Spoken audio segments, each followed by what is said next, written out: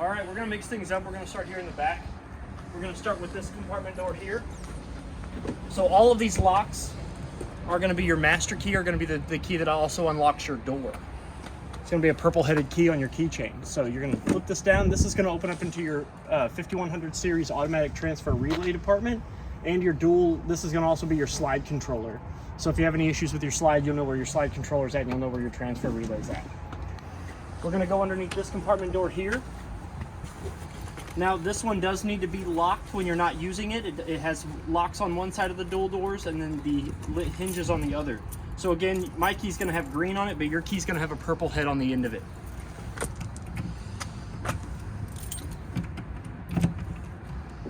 So once we unlock those, we can swing this door open. And this is just underhead storage for any sort of like tackle gear. This is plastic, so you don't have to worry about things getting like staying wet down here. There's no carpet down here on the bottom, so you can put like your tackle, any of like your swim gear if you're going to be out by the lake or whatever. You can put all your wet stuff down in here.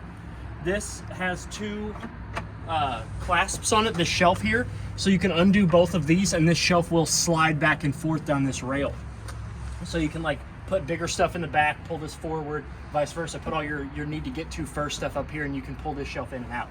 Those are your fast guns that are in there currently. Those are going to be what's going to hold this onto the vehicle. So I'm going to go ahead and lock this back up.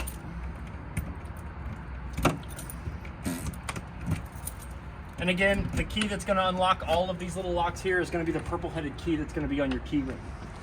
So this little black door here is going to be where you can, it's got a spring lock on it. You open that up, and that's going to be where you're going to put your sewer connection hose. That's where when you're done draining your unit and you're ready to pack up and leave, you tuck your sewer hose up in there, and you're able to store that without having to get yucky stuff all over everything else.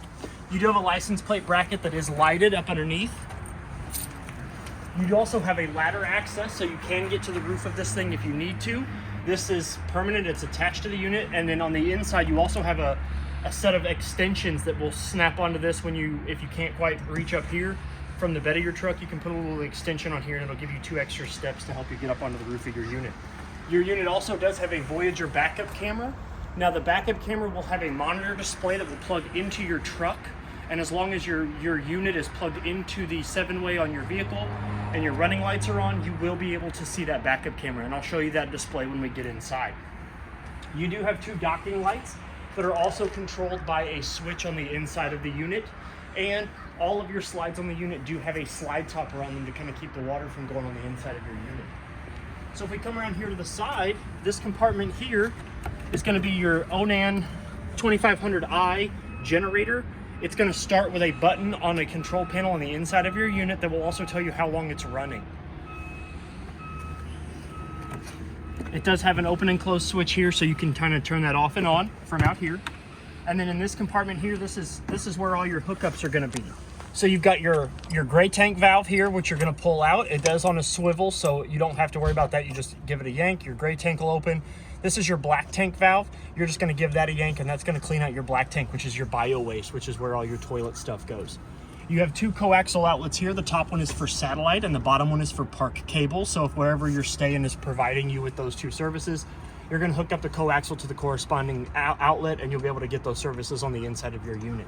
Below that, you do have a battery disconnect. So when you want to save the power that's in your battery, if you're going to not use this thing for a while, you go ahead, you give that a tug, and that'll cut the juice from the battery to the unit. Down below here, you do have 3 drain ports. This is going to be your fresh tank drain here, and then you've got 2 low point drains here and here. You do have an outside shower here with, it looks like cold on the top and hot on the bottom. There is a sprayer that's going to have 2 corresponding teeth that will fit into these grooves here, and it is also stored on the inside of the unit because the unit is winterized. But you'll put it in there, give it a quarter of a turn, and then once you turn one of these on, depending on what water that you want to get, you'll get that pressurized through the line of that outside sprayer. So before we go any further, we're going to come to the side here. And up underneath the lip of the unit, you do have your 30 amp short cord. It's a 30 amp, 36 foot short cord. When you're undoing this, you want to unscrew this black ring here, make sure it fits against this yellow flush base. Give it a quarter of a turn counterclockwise, you'll be able to remove that. To plug it in, you're going to push it in. There's a 1 prong on that outlet that's got like an L shape to it. You're going to correspond that with the hole in there, push it in, give it a quarter of a turn clockwise, and you're going to make sure this black ring is tied up against the seal. What this black ring does is it creates a water and element tight seal that keeps all the stuff out from the connection between your cord and the outlet. Below that, you do have a white port here. The white port is where you're going to hook your hose and regulator up to if you want to use city water. So we recommend using a regulator because it keeps the water between 41 and 45 psi, and that keeps your lines from snapping off and busting and popping and stuff like that when you go to run water to it. Down below that is your black tank flush valve. This is what you're going to hook up your hose, that same hose and regulator up to, and you're going to be able to clean out your black tank. So you're going to open your black tank valve. You want to make sure it's empty and that the valve is open before you use this. And what this does is it sends water down to a little aerator that spins at the bottom of your black tank and kind of cleans off the gunk on the bottom and the sides. You do have your sewer connection port down here at the bottom. So you're undo this cap, and then this is where you're gonna hook your sewer hose or your gray tank hose up to, and that's where how you're gonna drain the gray tank and the black tank from your unit. So I'm gonna come out from underneath. Up here at the side front, you do have a 7-way that splits off. So this does come unplugged, but this is going to sit on the inside between the side of the bed of your truck and in between the unit, and this is going to connect to the 7-way port of your vehicle, and that's what's going to provide you with not only your running lights, but your turn signals and your brake lights and the power to your backup camera. Like I said, this does come off, so when you're not using the camper, you can unplug this if you're going to store it, and this can actually go into the side compartment on the back slide, so that way it's ease of access when it's inside the unit. So you do have a compartment door here. Again, it's the same lock. It's going to have the same M on it. What that means is it's going to be the purple-headed key on your keychain. We're going to open this up here, and this is going to get you into the back of your water heater, your Truma water heater. Now that we're here, I'm also going to go over your jacks. So all of your jacks have a remote that operates them. And if for whatever reason that remote doesn't want to work, you can pop this cap off here, and there's 2 manual crank handles on the inside and inside your owner's packet. Inside your little bag inside one of the cabinets, it's going to have 2 handles, a long one and a short one. Either one are going to fit into these, but you get the option of having a longer one or a shorter one. And it tells you right here that rotating it counterclockwise extends the jack, and rotating it clockwise retracts the jack. But you do have a remote that will do all of that for you. You always want to make sure that they are plugged in, so you never want to unplug these, or else the motor in these isn't going to work. So your hot water heater is behind this black compartment here. This is your Truma hot water heater. It also controls your furnace and your air conditioner, but this is the hot water portion of it. So really the only main thing that you're going to have to worry about under this panel is these buttons right here. So it does have a neutral, which is it should be in the off position, where neither side of this button is depressed, and you can either flip it up or down. It doesn't really matter. It's just preference. You do have a pop-off valve up here in case you want to let some of the pressure out of your hot water heater, or you want to let some water out and make sure it's got water in it. You do this, water will come out of this spigot here. And this is where your filter's at. So if you ever need to change your filter, you'll pop this up, this will fall out, your filter comes out, and it's labeled on that filter how to install it correctly back into the filter housing. This door is on 2 vinyl straps, so when you're ready to close your water heater back up, whoop, it's got 3 tabs and 3 holes at the bottom, and then you close that, turn it clockwise, and that'll lock your water heater compartment. You do have 2 outside speakers that are connected to the sound system inside your unit, so you can get zone A, which is inside, and zone B, which is outside, and we'll go over that more when we get to your stereo. Behind this compartment door here is your water pump, which is where you're going to hook up to winterize and de-winterize the unit. With this little clear hose here, this is what you're going to sink down into your antifreeze bottle in order to push antifreeze through your water pump. There is a bypass valve. Can't see that one without being in there. I think it's up here. Yeah, this white valve here, this white handle, it will say normalize and winterize. Normalize is when it's going to draw water from the fresh tank. Winterize is where it's going to draw from that antifreeze bottle. So when you're ready to use your unit, you do want to make sure that switch is flipped to normalize, so that way it can start to pump water through the water pump. You do have an outside 110 outlet here that is protected by the GFCI circuit underneath this weatherproof circle, or this weatherproof cover. And then this compartment here, again, it's going to be that purple-headed key on your keychain. Keys out and I'll show you. But behind this little compartment is where you're going to fill your fresh tank at.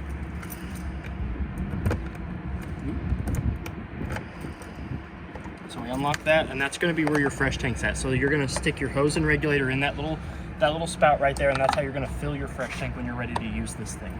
You do wanna make sure that this is locked, so that way when you're not using it, that way the door doesn't flap, because the lock is the only way that that closes. Behind this door here, as you can see, it is labeled propane. This is where your two 30-pound propane tanks are gonna be used. They are full except for what we used to run the furnace and PDI the unit. So you've got two 30-pound tanks here, and you've got your regulator here. The extended portion of the black lever here is going to show you which tank it's currently drawing from. And there's I don't know if you can see it in there in the middle of the day, but that'll be a green icon in there when it is drawing from a tank that's got propane in it. When there's no propane left, that will flip to being nothing. There will be no green in there. It'll just be black. And then you can just take this dial here, flip it over to the tank, open the tank, and then that should turn green again. So you can detach the empty tank and go get it refilled.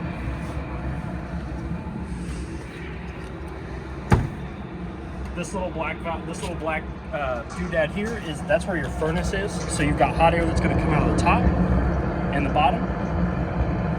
So you don't have to worry about any mud daubers getting up in there or stuff. This is pre-built to keep those out. Behind this door here, this is the back of your furnace. So if you ever have any issues with your furnace, you've got your gas, you've got easy access to your gas line that goes into your furnace, so that way you can light your furnace. You do have a dog leash there, so if you have a dog and you're hanging out outside, you can hook their leash up to that and let them roam while you're out doing your stuff.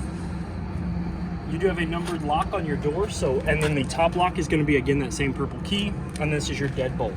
And you can also program. There's instructions on the inside of the door on how to program these numbers so you can lock it with a digit code. You do have an ease of access handle that if you want to get in and out of your unit, this is what it should look like in travel position. When you're ready to go inside the unit, you lift up on it, lift up on the springs, and it'll seat nicely into its destination position. And then we'll open the door and we'll go inside.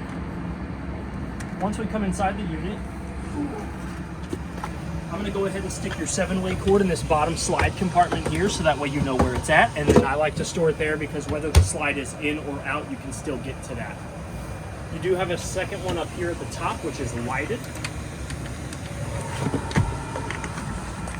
And those shelves are adjustable, so if you have to store anything bigger up there, you can just lift up on these shelves, and they will seat on these spring-loaded clips here, so that way you can store stuff that may not exactly fit. And you don't have to worry about the light, because when the door shuts, this spring depresses and your light turns off.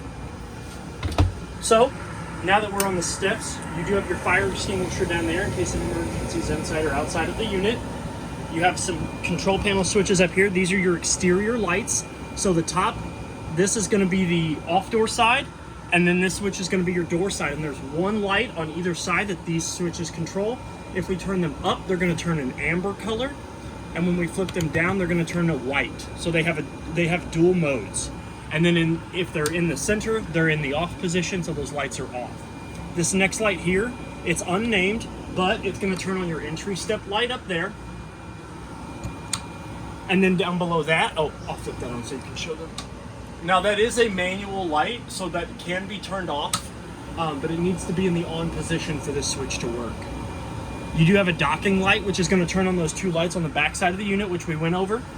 And when we turn that on, it's going to illuminate to let you know that those docking lights are on. This switch here is going to turn on your backup camera, so you can actually turn this off when you're not using it, and then you can flip it on. So if you don't want your backup camera on while you're parked or whatever, you can flip this switch off, and then when you flip it on, it'll pair up to the monitor panel that's in your vehicle. You do have a slide in and out button here. This slide here runs the outside, this rear slide. So that button there will bring this slide in and out, and it's very important that this slide be the last slide that you bring out, or that you bring in. It's the first one you bring out, and it's the first one you bring in. So this one needs to be in and out first before this one can come in and out. Speaking of that, you do have a communication cord here, basically a phone line that's going to go to your remote. There's a communication line on here just in case the battery in this remote ever stops. It is a button cell battery. I do believe it's a 2032 button cell battery that you have to undo those 6 screws to get to.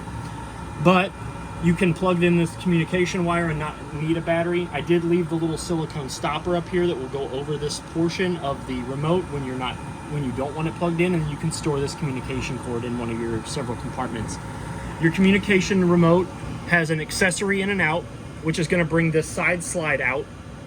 So it's very important that this remote stay in the unit. So you're going to turn it on by hitting these 2 buttons here, the 2 center arrows. You're going to see that light come on, And then in order to access this slide's motor, you're gonna hold the accessory in and out button for 5 seconds, and that's gonna it's gonna switch over the motor from running the jack motors to the slide motor, and then you'll run it all the way out or run it all the way in, depending on what you're doing. And then each one of these squares here is gonna be your front jacks. So you've got one is off door, two is door side.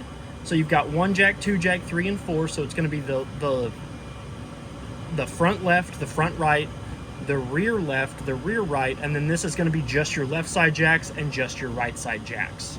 So you can run all of them independently, or you can do your left and your right. I'm going to keep this stored right here. And what this here does, this is a switch that's going to allow your remote to work. So if you flip that down, you're going to go into manual mode only, which means that you have to bring the slides in manually.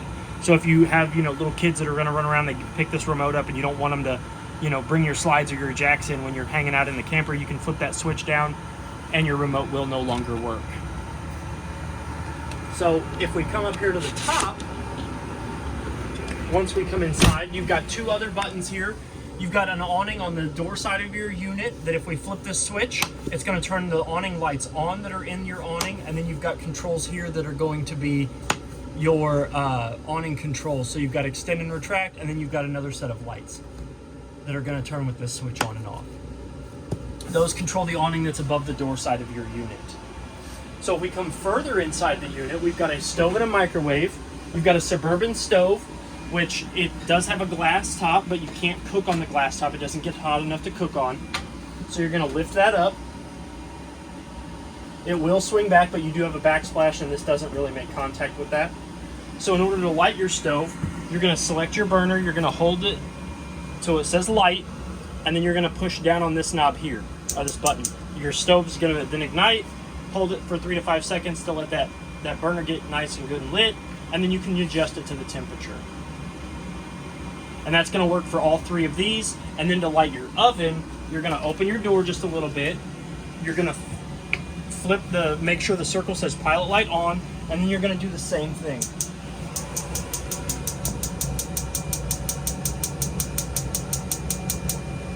I'll let it get some gas in it first.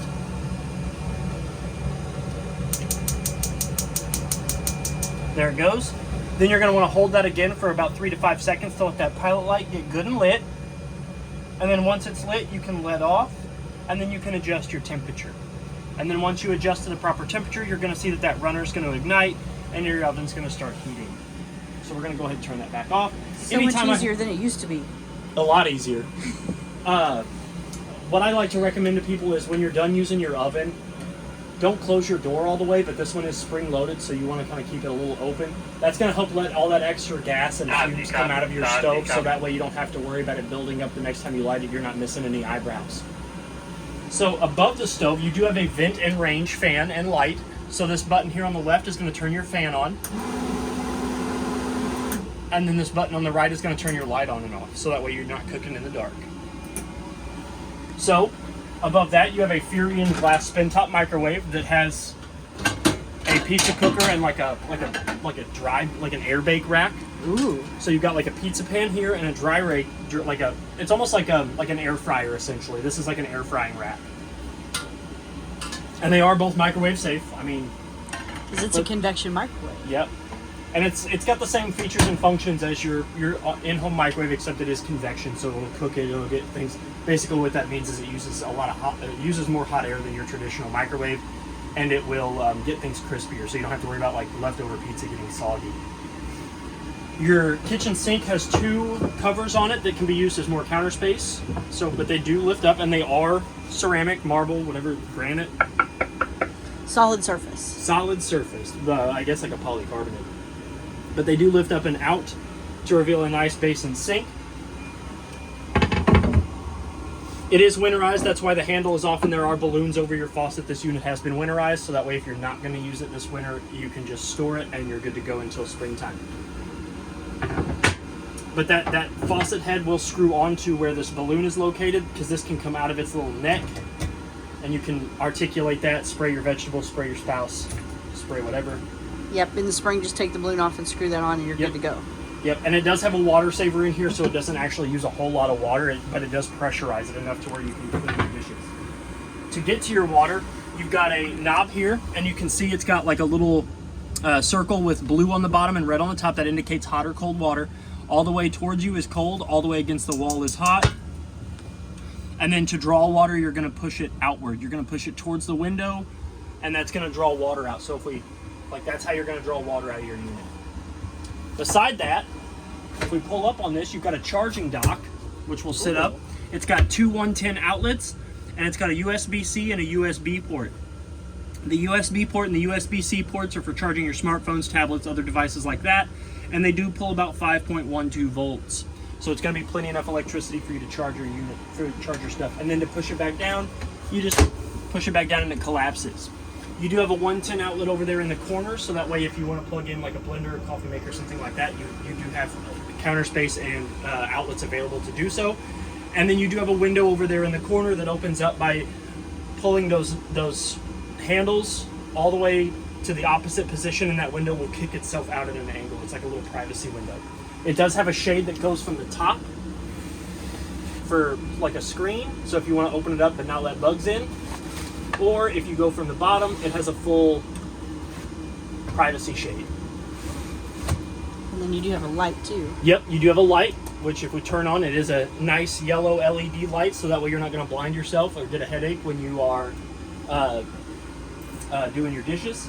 And then up above here, you've got a little storage. Be careful when you're using the storage, because that also has the 110 outlet for your microwave in there, so you don't want to like cram a bunch of stuff in there. And then up above the sink, you do have a rather large more storage that it has a secret. If you look further back, it actually goes all the way back into the corner of the cabinets. Again, you want to be kind of careful because all your wires do run up underneath here, so that way if you're like jamming stuff up in there, you do run the risk of them like moving those wires and stuff around. This is your digital wireless observation camera. That's the box and the instruction manual for it, and this is the control monitor that's going to go in your vehicle. It does have a nice suction cup base, so you can put it on your windshield or wherever, in a cup holder, and then you'll plug that into the 12-volt port in your vehicle, otherwise known as the cigarette lighter outlet. You'll plug that in, and then as long as your unit is plugged into the 7-way, you'll be able to get your backup camera on the inside of your unit. You do have an extendable table that comes up, and all you got to do is just lift up on it, and it will stay. And then to close it, you're going to come down here, and you're just going to push in on the hinges. All you got to do is just touch them, and they'll flop back down. And you do want to make sure that's stored for travel? Yes, you do want to make sure that this table is down for when this slide comes in, because if not, it will do damage to the couches and the table.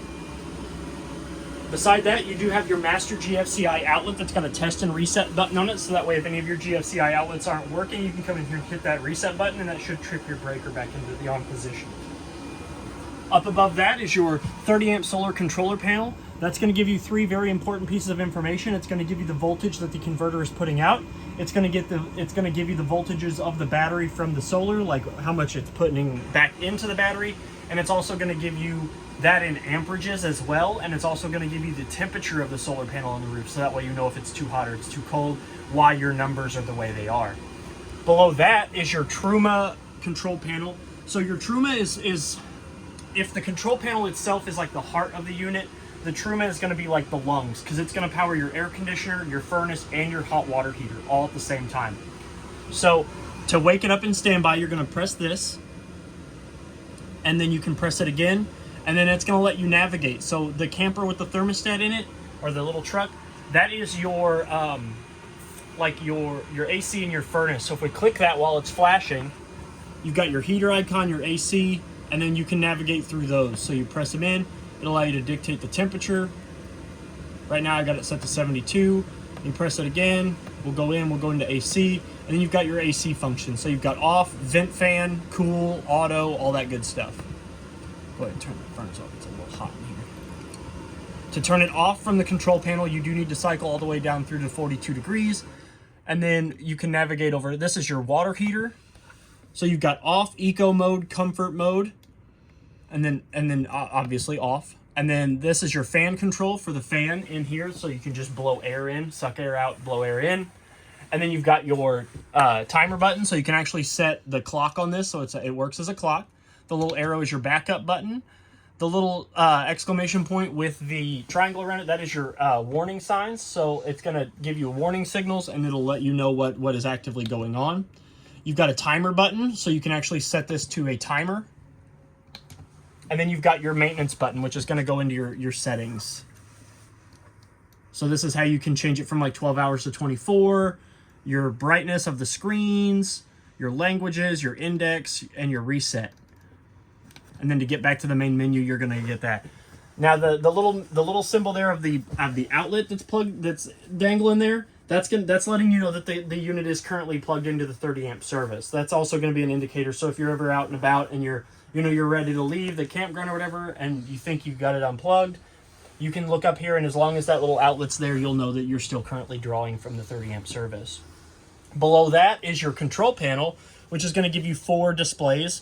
If we press the battery button, it's going to illuminate from the 11.2, 11.7, and 12.3. Now, as long as your unit is plugged in, this is going to read full, but if we were to unplug it and press battery, it would give you an accurate reading of the battery level. You've got your fresh tank, which is going to monitor your fresh tank, how much water you have in it. That's going to go off of the empty 1/3, 2/3 full, along with the black tank, which is going to be your toilet, and your gray, which is going to be your kitchen sink, your bathroom sink, and your shower. Now, you do have a DSI fault light here, so when you do try to attempt to light your hot water heater, or this is going to light up, you're going to hear the pilot light kick on. It's going to click a couple times as it's attempting to light. Once it lights, this will go off. Basically, what this DSI fault light is doing is letting you know that your hot water heater is lit. If it comes back on, then that means your hot water heater hasn't lit. And then every 30 seconds for, I think, like 4 to 5 tries, it will attempt to relight. And then if it doesn't after that, you will need to go outside and reset it. You do have a red button here, which is going to turn on and off your water pump. When it's in the off position, it's not going to be lit up, but when you flip it on, it will light up, and it will begin to pressurize, either drawing from the antifreeze jug when you've got it in winterize mode, or the fresh tank if it's in normalize. This next control panel over here is going to be your Cummins Onan generator button. So if you can see, it says start and stop. So to start it, you're going to press this button here. You're going to hear your generator kick on. It's also going to tell you how long it's going to run. So if you can see, we've let it run. We've tested it. It ran for 0.01 hours, which isn't very much. We turned it on just enough to see if it would work. So that way you don't have to worry about that. And then to stop it, you're just going to hit the stop button. And that's going to turn your generator off. You do have a little bit of an indicator light flasher over there. If this is flashing, if it's pulsing, it's got an overcrank. If it's 3 flashes, it's going to service required, and if it's 2 flashes, it's low oil pressure.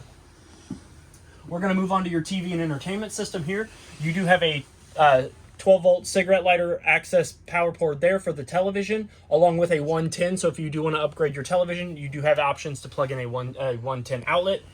This is your coaxial cord here. This is what's going to draw the TV service from the antenna or the part cable and satellite to the unit. In order to draw satellite and cable, though, you do want to make sure that light is turned off. Because if the light is off, then you'll get satellite and cable. If the light is on, then you will only get antenna. The HDMI cord here, the reason why you have an HDMI cord plugged into from the TV to this is because that HDMI cord transfers the sound. So you can actually turn on your sound system and have it set up to where the sound goes through the speakers in your unit. So that way you're not just listening to TV sound, it's coming through the stereo system. You do have several remotes down here. The first remote we're going to go over is your Truma remote. So this is going to allow you to access to control your air conditioner and furnace through your remote. This is it only controls the air conditioner and the furnace. It doesn't control your water heater. So you've got your on button, your mode, your fan select, your temperature increase and decrease, and then if you need to get into more settings, you pull down on this bottom part, and you've got access to like your timer. If you're in the bedroom and it's you want to set a timer for your sleeping, you can change that and it'll kick on whatever time that you set it at. It does have a wall mount, so that way if you want to put this up in your bedroom or somewhere in your unit so you don't lose it, you can slide your remote in there, and then this just screws into the wall with 2 screws. The next remote is your Max Air Fan control remote. It also has a wall mount, and what this does is it controls the fan that's above the sitting quarters of your unit. This is going to be the remote, so if you turn your fan on and off, you've got your fan speeds here. You've got the it's going to control how high the fan is. Then you've got your temperature or your increase and decrease. You've got auto mode, so it will kick on automatically to whatever mode you set it at. And then you've got a button here that's going to raise and lower the vent that's over that Max Air fan. And then this button here is just going to be a default button. If your fan had any more options, this button would be available. Then you've got your stereo system remote. You've got a Jensen single cell battery, which is going to be, again, it's a 2032 watch battery, a button cell battery. But it's going to give you options to change the mode, the volume, the zones. It's going to allow you to have the seek and find options just like on your stereo. And then you also have your Jensen television remote. Now, it is an Android-powered TV, so you do have streaming options such as Netflix, Prime Video, Media, YouTube, Plex, and Disney Plus from your remote. You can also hit Live TV to go straight to your antenna channels, and then you can go to sleep, which will put it onto the sleep timer, whatever you choose, and all of your volume, and you do have Google Assistant there, so if you do want to like use Google Assistant if you're out and about and you do have Wi-Fi, you can use that as well. You have several standard, I like to call them newspaper holders, so you can put magazines, books, newspapers, anything like that, maps, atlases, anything like that. Below that, you have your furnace vent, which is where a majority of your heat's going to come from, as well as those little black louvers where also your heat's going to come out of. So we're going to move on to the bathroom. So we're going to start off with the toilet. Your toilet is a 2-portion valve toilet. So what that means is that your toilet will, if you put your foot barely on the pedal, that will fill the bowl with water from the Fresh Tanker City water connection. Then if you floor it, that opens up the toilet valve, which drains it all into the black tank. So if you need, you need to put a little bit more water in your bowl, you barely tap it, water will start filling the bowl, and then when you want it ready to get that done, you floor it, and it will open that up and drain your toilet. You do have 2 little storage drawers next to the toilet. That's a pull-out drawer for hand towels, all that good stuff. And then you have storage underneath there for your bigger towels, your beauty care products, shampoo, conditioner, all that stuff. You do have a towel rack above the toilet over there on your left, as well as a top cabinet for all of your other storage needs for your bathroom, extra toilet paper, so forth and so on. You do have a sink that has hot on the left and cold on the right. It also has a balloon over it, so that way, because we did winterize it. Keeps the antifreeze out of your sink. Yes. And then your shower also has the shower head removed, and it is sitting down there in the sitting portion of your shower. So that way the hose up there can be winterized, so that way if for whatever reason it does push up an antifreeze, it doesn't stain your nice white shower. Your handle down there is labeled, so it goes all the way to the right for hot water, and then all the way in between from where it goes to where it's in the off position is how you get cold water. So hot is all the way on the side, and then in between is your cold access. You do have a soap caddy there, which is adjustable, and your shower head handle, your shower head caddy is also adjustable. That can raise and lower depending on your height. You do have a shower rod up there, so that way if you want to store clothes up there when you're not taking a shower, you can. And then you have a shower rod bar that is pliable. So, you need more room while you're getting ready in the morning or whatever. You can bring this in, and then when you're ready to shower, you bring it out, and then you have more room towards your head area and your arms area, so that way you're not like having to shower with your elbows all put in. You do have a skylight above that, so you can shower in the beauty of nature, and all of your skylight / vent fans have these button snaps on them. Inside the compartment, underneath one of the booth seatings here, you do have vinyl covers that all have snaps. So if you want complete darkness inside your bathroom, you can put those snap covers up there. Or in here, anywhere, any of these will have those snaps. Any of your ceiling lights any of your ceiling skylights or vents or vent fans or anything like that will have those snap covers. So that way if you don't want to see the light or whatever, you can put those snap covers. Or for insulation, if you realize that your heat's on and you're still getting really cold, you can throw those up there because they are insulated as well. Now that we're done with the bathroom, we're going to switch places. Pardon me, sir. Pardon me. One last thing I forgot to mention. Couple things. You do have a 110 outlet here for if you want to plug in like an electric shaver, a hair blow dryer, curling iron, all that good stuff. You do have a vent fan up here. It is not automatic like the one in the living quarters, so you do have to turn the knob here to open the vent. And then you have a black switch here that's going to turn your fan off and on.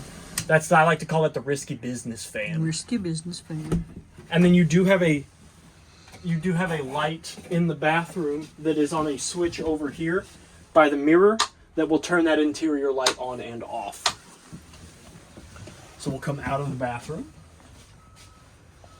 You have a coat hanger here and a handle to get up into the bedroom that does have grippy tape on it, so that way if you're trying to get up here in the middle of the night, you're not like fumbling around and grabbing hold of the curtains and yanking them down. Just feel for the grippy tape. So up here in the master bedroom, I'm not going to crawl all the way up there because I'm a big guy. You do have one manual light above the left portion of the bed that's on a side switch here.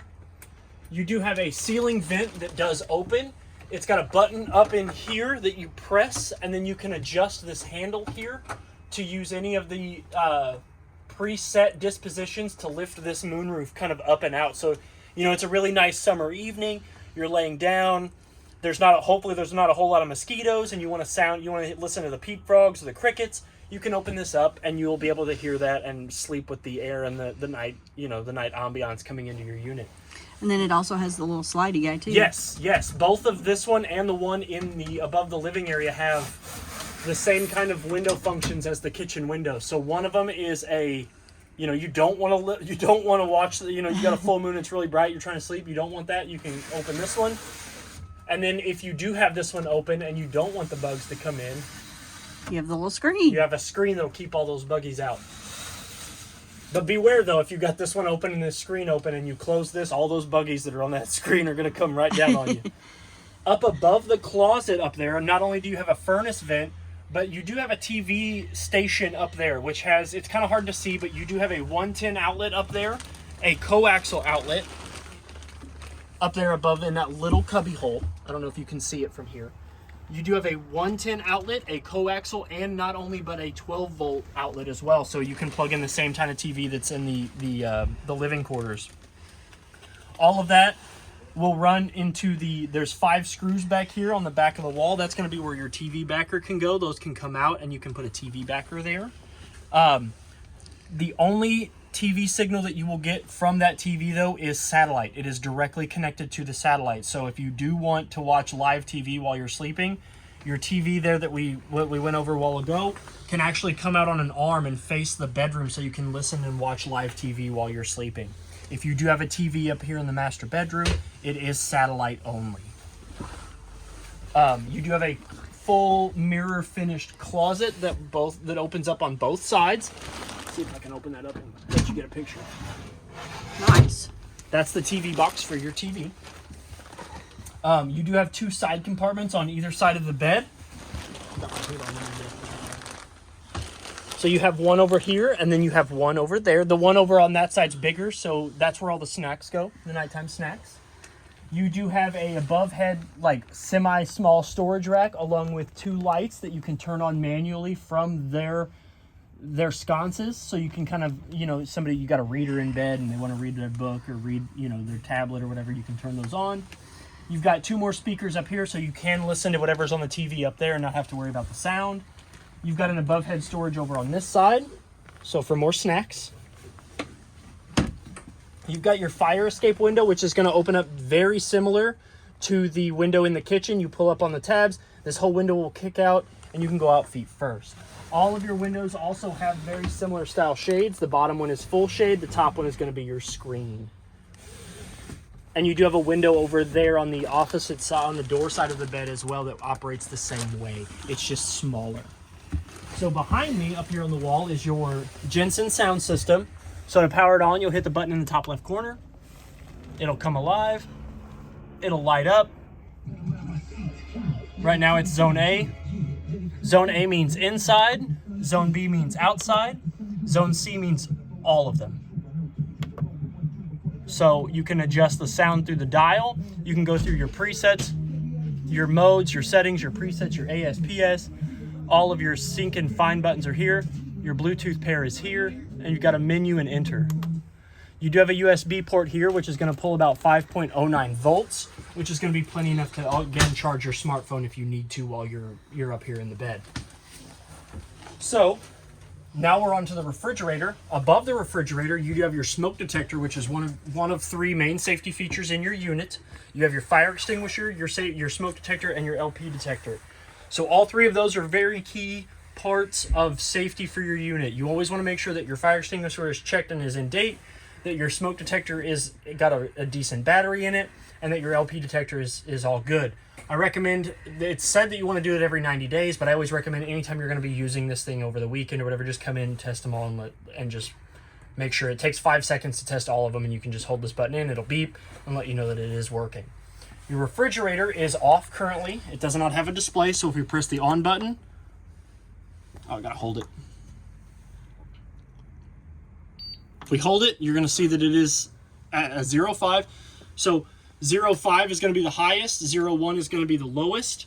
You do have an increase and decrease temperature there, and you've got a fridge feature, and then when you hit this button, it'll adjust your freezer. And you've got nighttime mode, which will kind of go into like a standby when it's in nighttime. To open them, there's a handle on this side, and the handle on, no, not on this side, just on this side. You can open up the freezer, and then to open up the fridge, it's the same kind of handle. And it just pushes in. Your LP detector, your third and final most important safety feature in the unit, is going to be this right here. This is your LP detector and carbon monoxide detector. One solid green light is the best that you want to see from that. You'll hit this button, it'll beep, it'll flash orange, and it should go back to solid green. Solid green means it's not picking up any loose carbon monoxide or loose LP. Underneath that is your fuse/breaker panel. You've got 5 fuses and 5 breakers and a bunch of fuses. There are LED lights next to these fuses that will illuminate when one is blown. And then you've got your 5 breakers. Your most important breaker is going to be your 15 amp GFCI breaker, and they are labeled on the inside of the door. If for whatever reason any of your GFCI outlets don't work, you're going to come and want to make sure that this breaker is not tripped. So underneath your booth seating, you do have 2 drawers that lock. In this one is where I put your table that will go in front in that little silver hole. This pole will sit in there. It doesn't matter what side goes in it. They're both the same. And then your tabletop will sit on top of that, so you can kind of have like a little breakfast at your couch.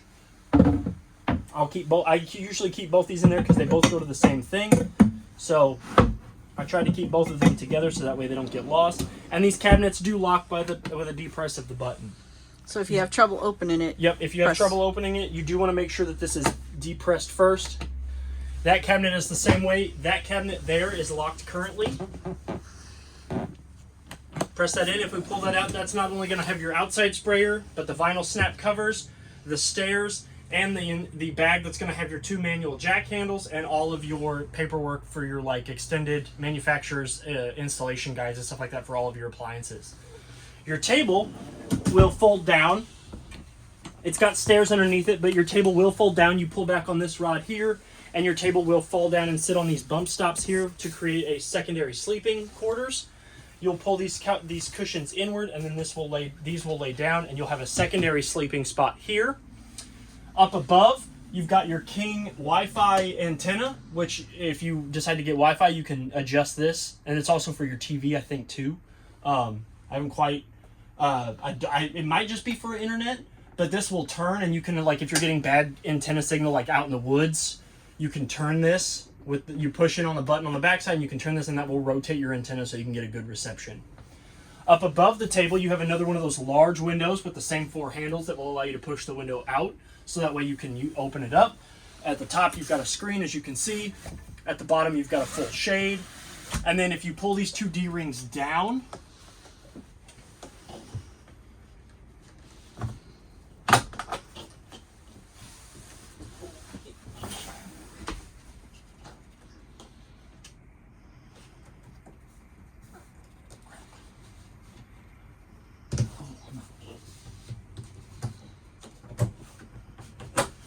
this will fold down, and then this folds up and in. Yeah, the other piece flipped. There you go. And that creates a secondary sleeping up here if you have a small one that wants to travel with you and you are running out of sleeping spots. You can set them up there and they can sleep. It has the cool little safety net. Yep, or if you want storage. This is also another storage feature. Right, because this actually attaches up there. To all these little turn snaps. So your little one doesn't roll out, or the stuff you store doesn't roll out. Exactly. And to turn the lights on above it, there's a dimmer knob here that will allow you to dim the lights above this. And then in order to put it back up, you want to make sure that this is in. You'll grab the handle, pull it up. This will lay flat. Now bear with me because I'm always terrible at this. And then this will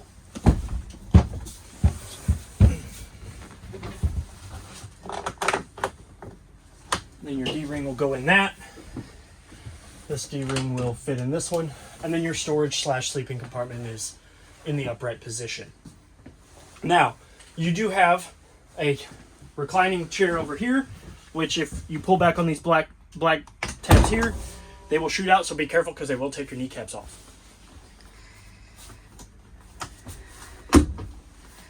And again, that's where your table goes. Now, when you are bringing your slides in, that table that's in that front compartment cannot be up. You do have to have that removed in order for the slide to come in. If you do happen to leave that in and you bring your slide in, you run the risk of doing damage to your slide, the table, the unit as a whole. Again, the light switch has a dimmer knob on that side. And it will also tell you here, remove rear sofa table before operating slide outs. So that way you do have another secondary source of going, oh, hey, I need to take the table out. So it's a good safety thing to not remove that. And then last but not least is your Max Air fan, which has a fan cover over it. So in order to open it, you'll hit. That's going to open that up.